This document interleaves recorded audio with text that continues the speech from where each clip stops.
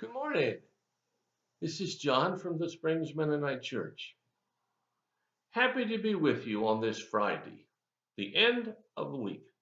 In fact, the end of the middle week of the month of March. Pretty soon it will get warm around here.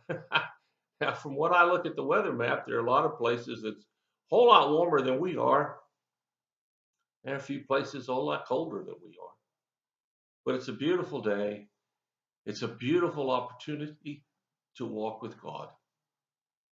And I have some good news I want to share with you from the Gospel of John, chapter 10. This might be one of, if not the most beautiful messages in the whole Bible.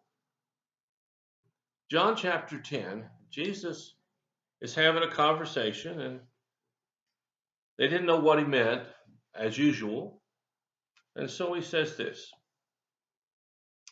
I tell you the truth, I am the gate for the sheep. All who came before me were thieves and robbers, but the true sheep did not listen to them. Yes, I am the gate. Those who come in through me will be saved. They will come and go freely and will find good pastures. The thief's purpose is to steal and to kill and to destroy. My purpose is to give them a rich and satisfying life. Wow. Just think about that for a minute. Jesus says, I come to give you the truth.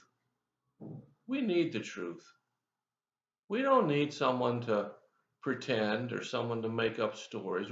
We don't need someone to come and say, hey, I got a great idea, listen to me. We need the truth that stands the test of time. And for 2,000 years, this truth has stood the test of time. And I suspect it'll stand that way for a few more thousand if Jesus doesn't come again in that time period. And so here's what he says: all who came before me were thieves and robbers. Now, he doesn't mean that anybody who taught before him, the prophets, the great leaders of the Old Testament, he doesn't mean that they were thieves and robbers. He's talking about those who came to tell people how to live. And in Jesus' day, there were a lot of philosophies about how to live. Eat, drink, and be merry was one of them. Came from the Greeks. That one's still around today. Things like today are, I have to look out for me. It's my turn. My turn to have happiness. I deserve happiness. Doesn't matter what happens to you. I deserve it. We have a lot of people today who think they have who not think, but who seem to believe in a great sense of entitlement. This is what I deserve. I get tickled. I get disgusted, probably is a better word, for these ads for Medicare supplements and Medicare Advantage plans. And they always say, so get the benefits that you deserve. Well, maybe you deserve them and maybe you don't. Just say, here are some added benefits that you could get. But oh no, let's appeal to your sense of entitlement. I deserve this. Well, we don't really deserve anything, actually.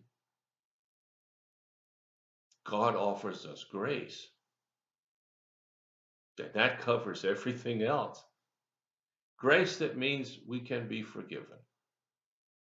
And so Jesus is talking here about life. He talks so much about life. He doesn't talk nearly as much about the future or about heaven or about the past as he talks about life right now for you and me and the people he listened to or he talked to and they listened to him.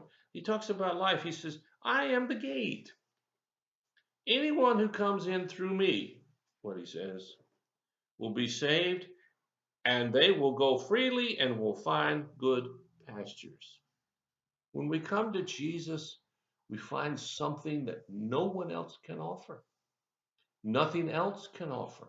All the riches of the world can't offer it. They can't deliver on the promise. And what's the promise? The promise here is in the last verse. My purpose is to give them, that's you and me, a rich and satisfying life.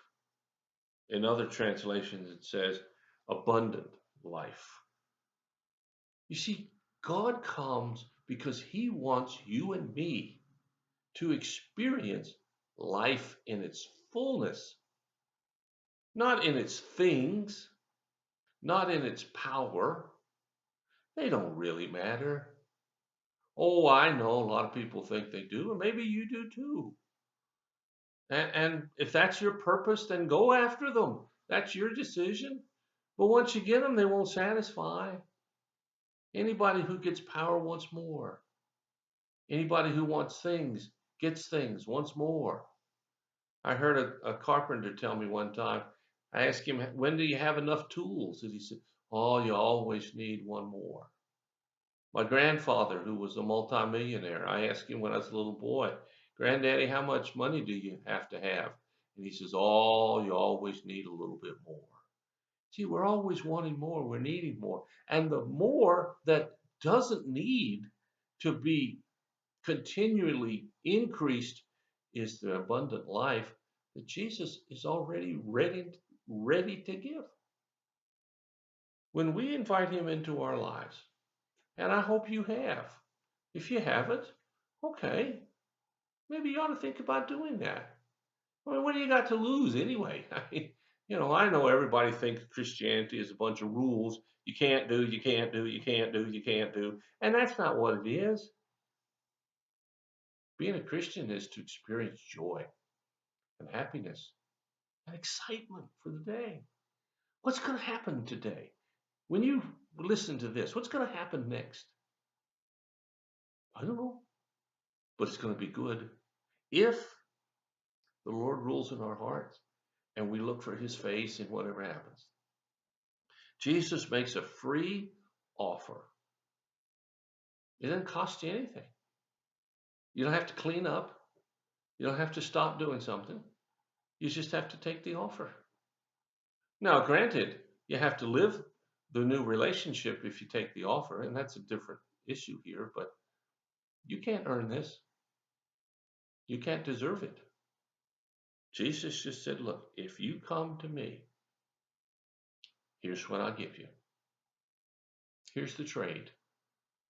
I'll take your burdens. You take joy. I'll take your problems. You take my solutions.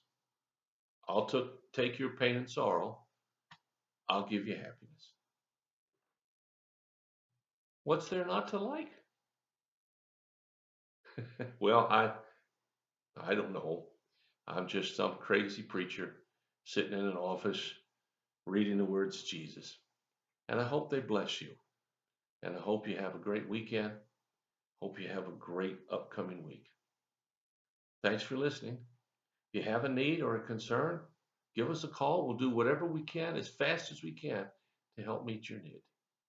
Thanks for listening. I'll talk to you again.